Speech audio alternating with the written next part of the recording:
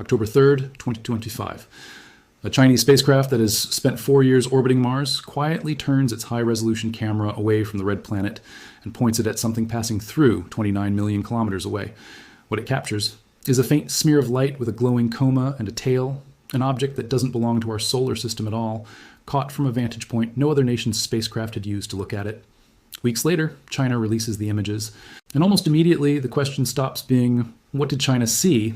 And starts being, why does this object still have a list of properties nobody can fully explain?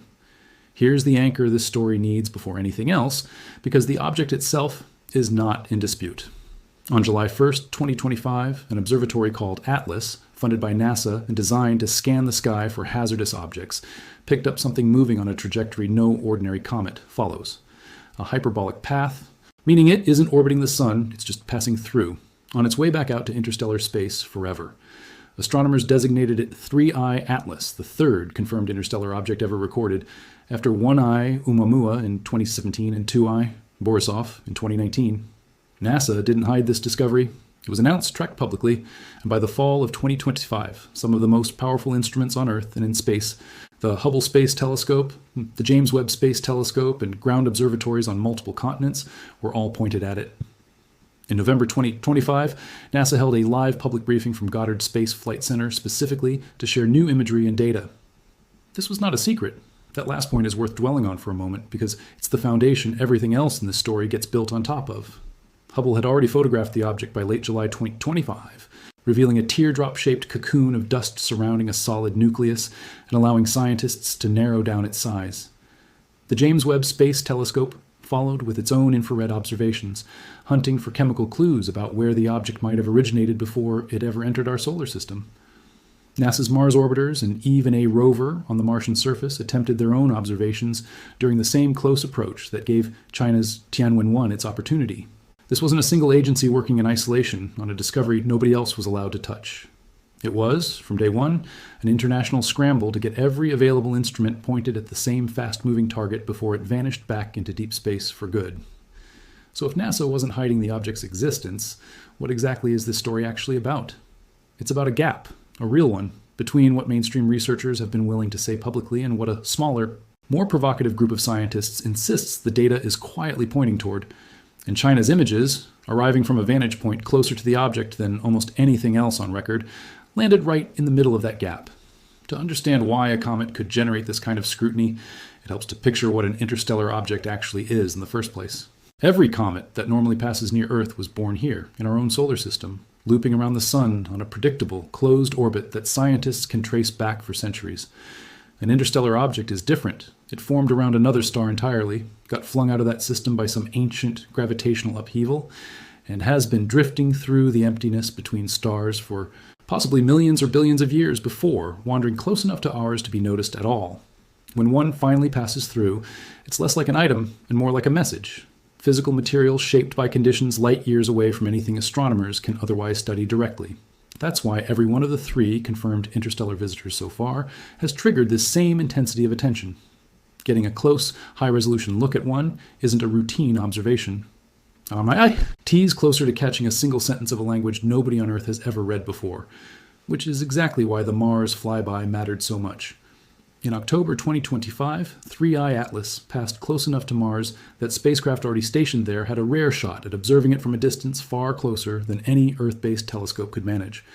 China's Tianwen-1 orbiter, using its onboard high-resolution camera, captured 3 separate observing windows between September 30th and October 3rd, revealing changes in the comet's coma and tail as the viewing angle shifted, something China's own space agency described as an important technical milestone, the country's first deep space observation of an object like this. It was a genuine first for Chinese planetary science and a legitimate scientific contribution, not a stunt.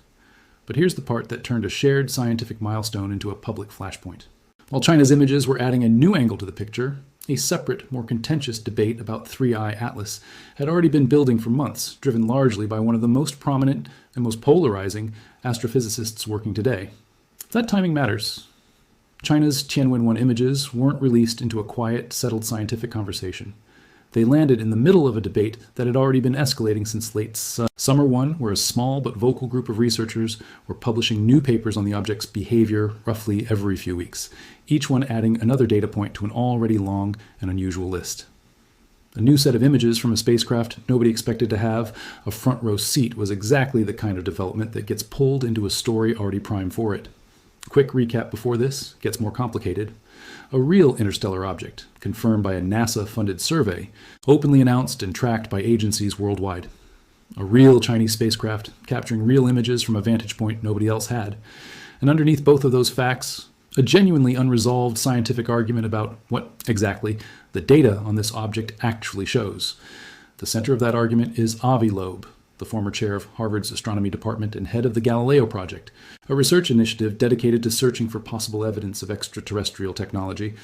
Over the months following 3I Atlas's discovery, Loeb and collaborators published a series of papers cataloging what they described as a growing list of anomalies in the object's behavior. Anomalies, he argues, at minimum, deserve rigorous public explanation rather than quiet dismissal. And whatever conclusion anyone draws from them, the individual data points themselves are real, published, peer-reviewable observations, not fabrications. The first is chemical. Spectroscopic data gathered using the Very Large Telescope detected nickel in the gas plume surrounding 3I Atlas, without the iron that almost always accompanies it in natural comets.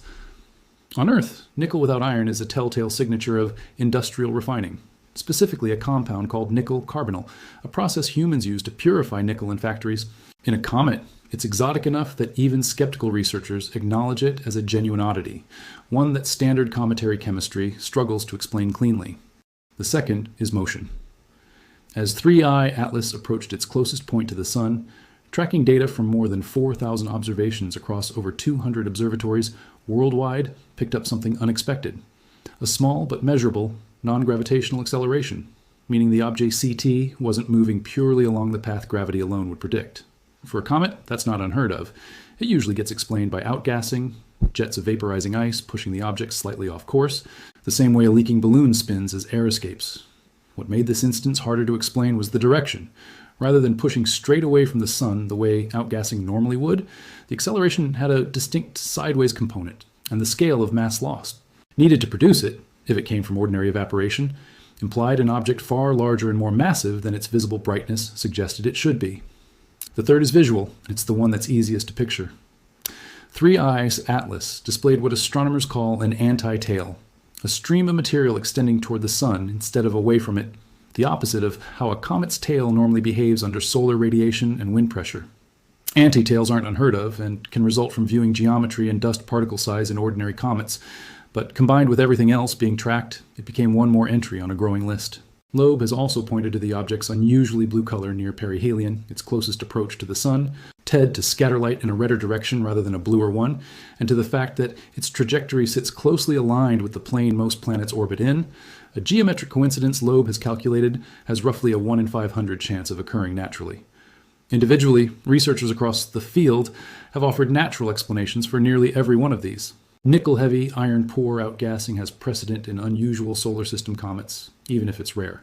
Sideways non-gravitational forces can, in principle, result from an oddly shaped tumbling nucleus venting unevenly as it rotates. Anti-tails are optical effects tied to geometry as much as material behavior, and the blue color could plausibly come from ionized gas rather than an artificial light source. Nearly every major space agency, and the overwhelming majority of the astronomical community, including scientists who have directly examined the same datasets Loeb has cited, continue to classify 3I Atlas as an unusual but ultimately natural interstellar comet, not an artificial object. Loeb himself doesn't claim certainty either. His own public framework for ranking interstellar objects runs from 0, meaning an ordinary comet, to 10, meaning confirmed alien technology posing a direct threat, and by his own account, he placed 3I Atlas at a 4, describing it as showing real cometary activity while still carrying enough unexplained behavior to keep the more exotic possibility on the table rather than closing the door on it. That's a meaningfully different claim than this is an alien spacecraft, and conflating the two is where a lot of the online conversation about this object went further than the actual research ever did. Here's the deepening question this story actually turns on then.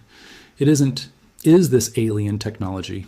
Because on the current evidence, The mainstream scientific answer to that is no, and it's worth saying clearly rather than dancing around it. The real question is narrower, and, in some ways, more interesting. Why does a genuinely unusual object, one that keeps producing results that don't fit cleanly into the standard model on the first attempt, keep needing this many individual, case-by-case natural explanations stacked on top of each other before the picture holds together? That's not proof of anything exotic. But it is the honest reason this particular interstellar visitor has generated more sustained scientific argument than either of the two that came before it.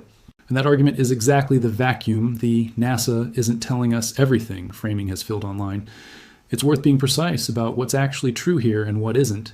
NASA has not withheld 3I Atlas's existence, its trajectory, its imagery, or its raw data, all of which have been public, in some cases, live-streamed since shortly after discovery.